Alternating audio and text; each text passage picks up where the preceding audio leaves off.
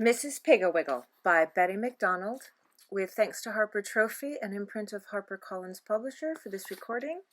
This is the Wellfleet Public Library for all the children and grown-ups of Wellfleet, especially the 2nd and 3rd grade classes of Wellfleet Elementary School.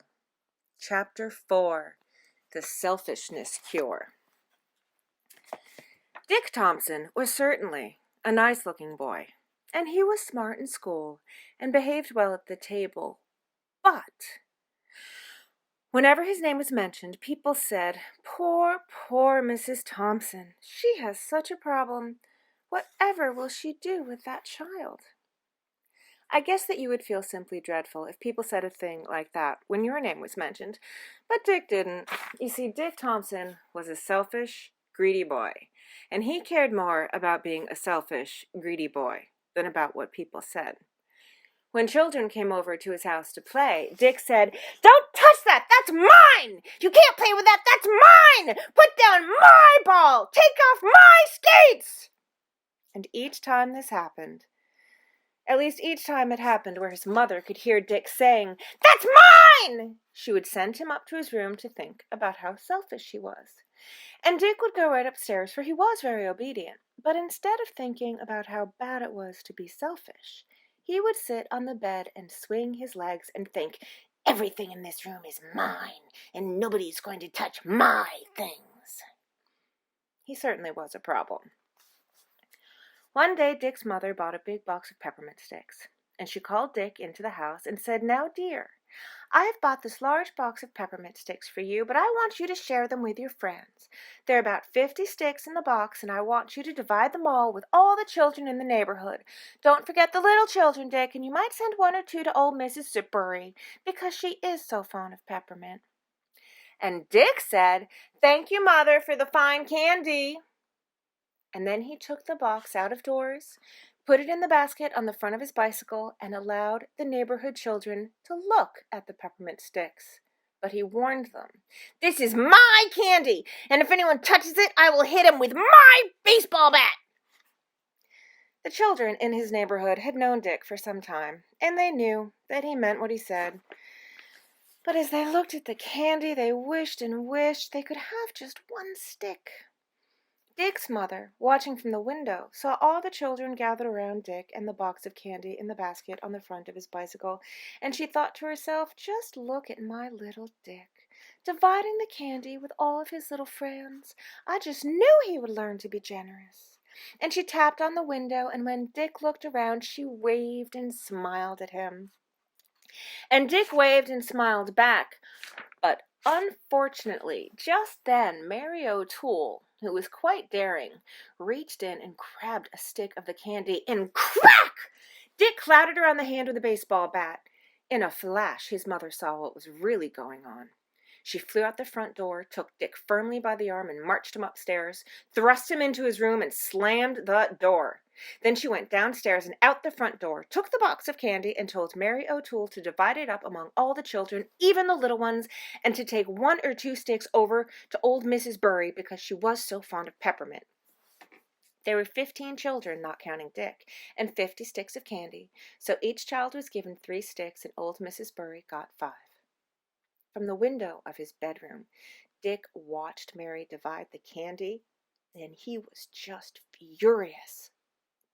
After all the candy had been divided, Mrs. Thompson went into the house and called Dick's father. She said, "Herbert, I know you are busy, and you don't like to have me call you while you're at work, but I am so worried about Dick." And Dick's father said, "What's the matter? Is he sick?" And Dick's mother said, "No, but I wish he were. It would be so much simpler." And Mr. Thompson said, "Now, dear, I'm really busy, so perhaps this can wait until I get home." And Mrs. Thompson said, "Herbert, this cannot wait another minute." And she told him about the candy and the baseball bat. And Mr. Thompson said, "Why not give him a good hard spanking? Tell him that you are going to give him something that he can keep all to himself." Ha ha! And Mrs. Thompson said, "Now, Herbert, this is not a laughing matter, and I don't think a spanking will solve a thing. I just don't know what to do or which way to turn." And then Mrs. Thompson began to cry.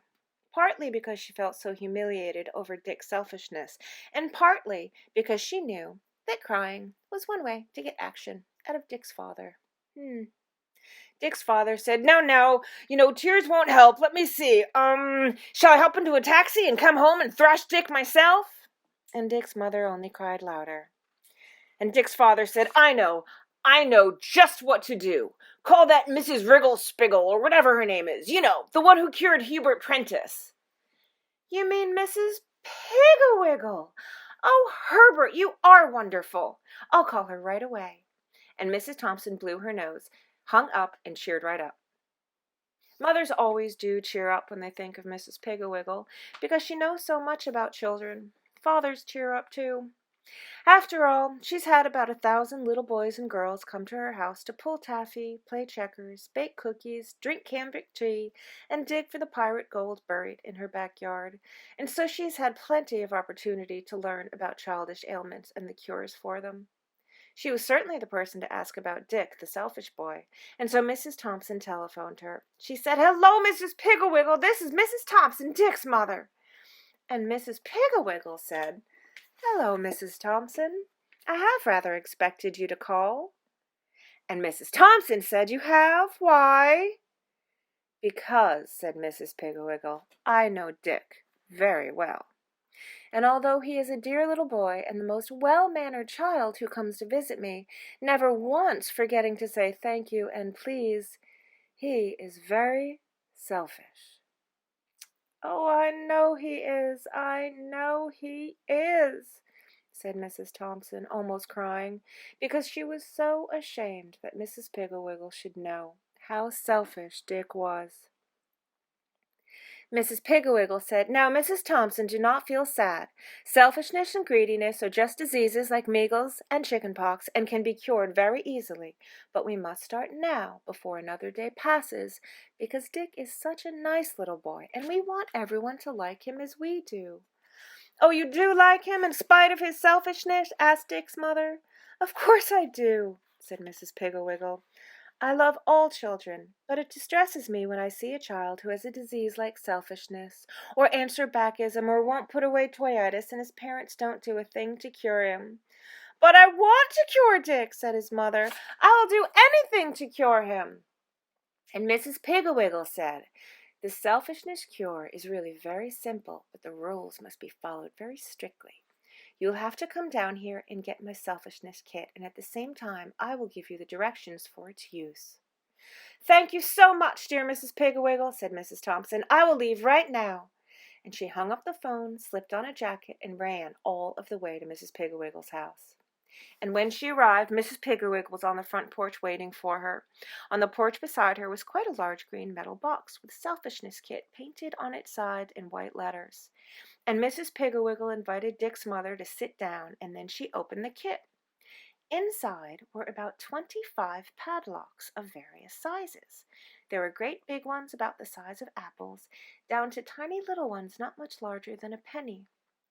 Also, there were screws and a screwdriver, a box of cloth labels that said Dick, a box of blank gummed labels, a small can of white paint, a small can of black paint, a small paintbrush, and a pastry bag. This is a large bag with a nozzle on the end, which, when filled with frosting, can be squeezed and the frosting comes out at the end like toothpaste and can be formed into words. And Mrs. Piggle-Wiggle said, Mrs. Thompson, these padlocks are for Dick's drawers, his closet, his toy chest, his bicycle, his bedroom door, his nightstand drawer, and his toothbrush. As soon as you get home, put the padlocks on everything he owns and give him the keys. This is to assure him that he, and he alone, can touch his things. The name labels are to be sewn in all of his clothes, and the gum stickers are to be put in all of his books, even his school books, notebooks, pencil boxes, and are to be pasted on his ruler, crayons, and paints. On each sticker, print in large letters with this black paint, Dick's book, don't touch, Dick's notebook, don't touch, and so forth. And on every toy he owns, you must paint in either black or white paint, Dick's ball, don't touch, or Dick's bat, don't touch. Put the name of the toy first, and then don't touch. The pastry bag is to be filled with a simple white frosting and used to mark Dick's sandwiches, his fruit, his cookies, and his plate for each meal. That's all there is to it. I expect you will be returning the selfishness kit before a week has passed." Mrs. Thompson said, "I do hope so, Mrs. Piggle-Wiggle. Are you sure it will work?" "It has cured hundreds of other children, and I see no reason why it should not cure Dick. A week or even less, I should say." Mrs. Thompson thanked Mrs. Piggle-Wiggle very much, and then, lugging the kit, she walked home. As soon as she had hung up her jacket, she began sewing the labels in all of Dick's clothes. He asked her what she was doing, and when she showed him, he was as happy as could be. "Boy, that will just show people who owns my clothes," he said proudly. Mrs. Thompson did not answer, but continued to put the labels on every single stitch of his clothing, including his socks and his underwear. And then she opened the kit and took out the tiniest padlock, and she fastened Dick's toothbrush to the toothbrush rack with a little padlock, snapped it shut, and handed the key, which was not much bigger than a pin, to Dick. "You'd better find a ring to hold your keys," she said. "You are going to have about 25 of them." "Boy, that's just wonderful," Dick said, fondling the tiny key and thinking, "That's my toothbrush, and now nobody but me can touch it." He was very happy. When dinner time came, Mrs. Thompson closed the selfishness kit and took it downstairs to show Dick's father. She told him about Mrs. Piggle-Wiggle, and he patted her on the back and said that he was sure everything was going to be all right, and where was the evening paper? And after dinner they went upstairs to put some of the padlocks on, and were surprised to find that Dick himself had already put the locks on each of his bureau drawers, his nightstand drawer, his toy box, his closet door, and his bedroom door. He had also put stickers on the covers of all of his books, notebooks, coloring books, crayon and colored pencil boxes, and stamp album. And on the stickers he'd printed in black paint, "Dick's book, don't touch! Dick's notebook, don't touch! Dick's crayons, don't touch! Dick's stamp album, don't touch!" He was very proud and asked his father if he didn't think he printed well. And his father said, "You should be able to print well. You've certainly practiced enough." And he looked disgustedly around the room at the stickers which labeled everything. "Dick's brush, don't touch. Dick's comb, don't touch. Dick's window blind, don't touch." He turned to Dick's mother and said, "Perhaps we should wear stickers. Dick's mother, don't touch. Dick's father, don't touch.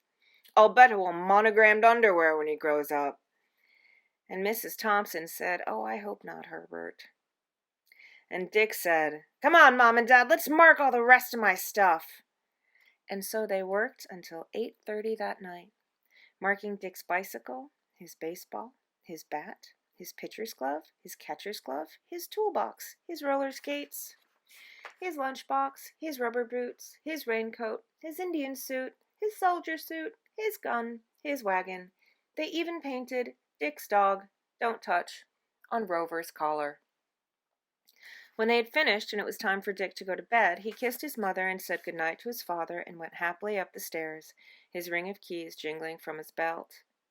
Mr. Thompson sank down into a chair in the living room and lit his pipe. "I trust that Mrs. Piggle-Wiggle knows what she is doing," he said, "because if this cure should not work, our son Dick is going to be the most loathsome boy in the whole world." And Mrs. Thompson said, "Oh, no, dear, not in the whole world." The next morning they heard Dick clicking and snapping at his padlocks long before they were up. He was a little late coming downstairs because it does take time to padlock all of his drawers, his closet door, and the door of his room. But he was very happy, and his mother noticed that he had pinned one of the name labels on the outside of his sweater. While he was eating his breakfast, marked "Dick's breakfast, don't touch," his mother marked his sandwiches, "Dick's sandwiches, don't touch," and his apple, "Dick's apple, don't touch," and his cookies, "Dick's cookies, don't touch," and his lunchbox had already been marked, "Dick's lunchbox, don't touch." After breakfast, Dick put the lunchbox in the basket on his bicycle and noticed proudly the large sign hanging from the crossbar, "Dick's bicycle, don't touch."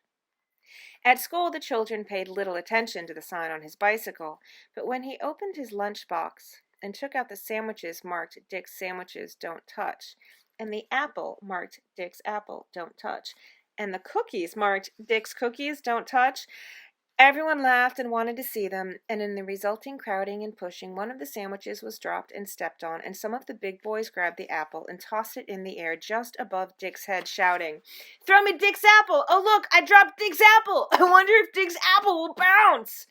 And when they finally gave Dick his apple, it was bruised and very dirty. In arithmetic period that afternoon, Bobby Slater across the aisle asked Dick for his ruler, and when he saw the label, "Dick's Ruler, Don't Touch," he just began to laugh and reached over and snatched the ruler off Dick's desk and passed it to Kenny Hatch, who laughed and passed it to the girl in front of him, and finally Miss Crabtree had to come down and get it, and when she saw the sign, she laughed too, but she gave the ruler back to Dick. After school, the boys decided to play baseball in the vacant lot by Dick's house, but when Dick brought out his bat and ball and mitts, and the boys saw Dick's ball don't touch, Dick's bat don't touch, they said, "Well, we can't touch anything, so let's just go home." And they did. Dick went up to his room to play, but he found that somewhere during the day he had lost the key to his closet, and that he had locked the key to his toy chest in the chest, so he went down and sat in the front porch and listened to the shouts of the children playing in Hubert Prentice's yard. The next morning at school during recess, nobody would play with him, and the little girls followed him and laughed. When they marched into school, the children pointed and laughed, and Miss Crabtree came down to see what the trouble was, and she almost laughed herself when she saw the sign someone had pinned on the back of Dick's sweater, and it said, "This is Dick. Don't touch." At lunchtime, the children crowded around to watch him take out his sandwiches, and one little girl said, "He's so selfish and greedy, he has his sandwiches marked so he can't share them." And then the children danced around him and chanted, "Dick's sandwich, don't touch Dick's apple, don't touch Dick's lunchbox, don't touch." And finally Dick took his lunchbox out and put it in the basket on his bicycle. But the children followed him, and seeing the big sign, "Dick's bicycle, don't touch," they yelled and laughed and sang, "Dick's don't touch Dick, Dick's don't touch Dick." And after school, Dick hurried right home, but he had lost the key to his room, so he went down to the basement to play with his toolbox, but every time he saw the large white sign, "Dick's toolbox, don't touch," he thought of school and the lunchbox, and he remembered how the children laughed and jeered, and he was ashamed. At dinner, when his mother brought him his plate marked "Dick's dinner, don't touch," he said, "Oh, why do you have to mark my plate? I don't care which one I get." And Mrs. Thompson looked significantly at Mr. Thompson and said, "All right, Dick, we won't mark your plate if you will share your dessert with Rover." And Dick thought for a few minutes, and then he carefully broke his chocolate cake into 2 equal pieces and gave one to Rover, who gulped it down and looked grateful. After dinner, Dick told his father he'd lost the keys to his room and the closet, and so his father took off the padlocks on those doors and on the toy box. And Dick said, "Don't put 'em back, Dad. I don't care who goes into my room or gets into my stuff." And the next morning, Dick got up early and scraped the Dick's lunchbox don't touch from his lunchbox and took the sign off his bicycle. And then he went in to his mother and said, "Mom, please don't mark my sandwiches. Please don't mark any more of my stuff, Mom." And Mrs. Thompson said, "All right, Dick, I only did it to protect you." And Dick said, "I don't care who gets my lunch, just don't mark it."